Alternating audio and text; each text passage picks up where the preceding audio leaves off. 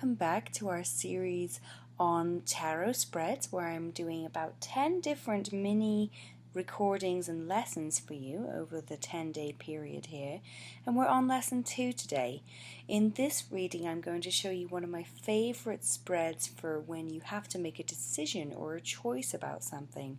I call it the two paths spread, and you'll see why in a minute. Literally because it looks like two paths of cards when you lay it out. So it's very easy to visually see in this spread the two different choices that you're looking at and looking into. So I'm going to lay out the cards for you here on our screen, just so you can get an idea of what I lay out in this reading. The first thing I do is I lay out two central cards here. These are a lot like the "This is for you and all that you are, and this is what crosses you" cards in a Celtic cross spread, which is the spread that we studied yesterday. And, they function in very much the same way. You have a card here in the center, the number 1 card, that really represents the entire situation surrounding and encapsulating the situation that you're trying to make a choice about.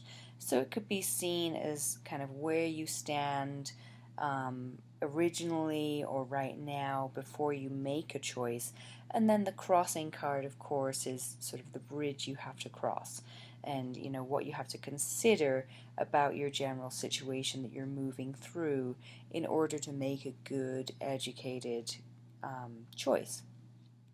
So then from there on out, I lay out 3 cards in each row. And what I usually do is I'll do a row for each choice. So you could even do more than 2 rows. I've only diagrammed 2 rows for you here. But of course you could do 3 or 4 rows if you feel like you have 3 or 4 choices. 2 is a really nice, easy number to have. So when you are laying out these cards, of course, you have the choice in your mind already, or the choices in your mind already. And I'm going to lay out 1 card first of all for each of the 2 or 3 choices.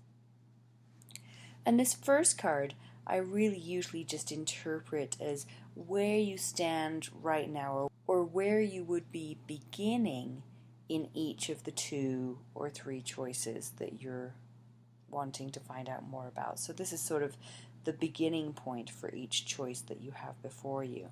And then the second card in each row, the second card in each choice, sort of represents what you would have to work through or move through.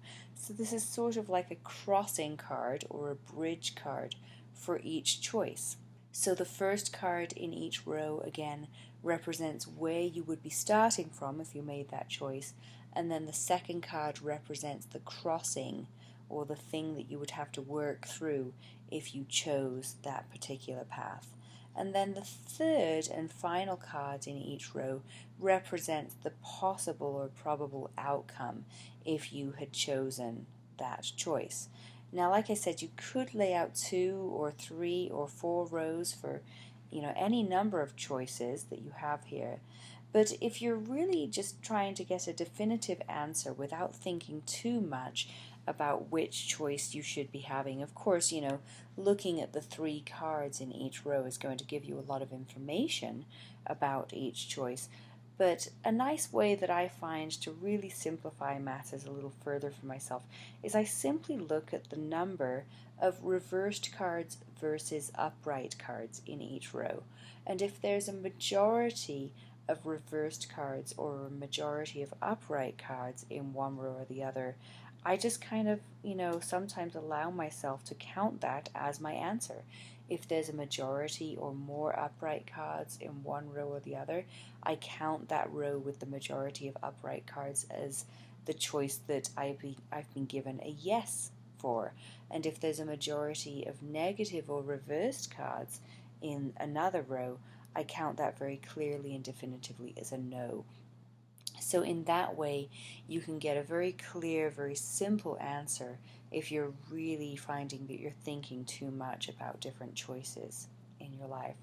So this is a very simple, very easy, very quick spread, unless of course you're laying out like 10 choices, and then it becomes very, very convoluted indeed. But I think, generally it does have a lot more directness to it than the 10 card spread that we did yesterday. And it's one that I'll very often work with if I have a choice to make, just to kind of make my life simpler or meditate or find out more about those choices. Just like any reading, just like we were talking about yesterday, you can certainly look for patterns in the cards here.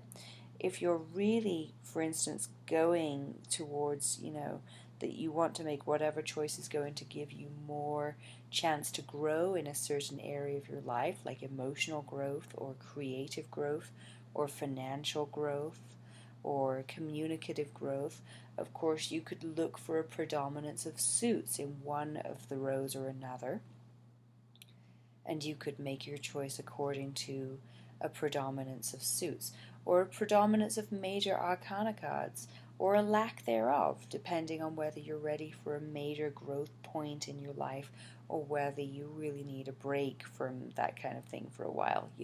So you can look at sort of patterns that show up in the reading that way, and in time, as you get more sophisticated with this reading, those patterns, suits, numbers, major arcana versus minor arcana, can also be something that influences your choices when you're reading with this particular spread. So that's about it for now. Thank you so much for learning with me. Tomorrow, if you've opted in over at LearnTarotEasily.com, you'll be receiving lesson 3 in your inbox. And if you're just opting in now, then we'll start you at the beginning of our series and you'll get them sequentially one by one, day by day. And if you're interested, if you've liked what you've seen here and you'd like some more in-depth courses, you can visit virtualtarotschool.com, where I have some more in-depth courses for sale. Thanks so much for learning with me, and I'll see you guys tomorrow.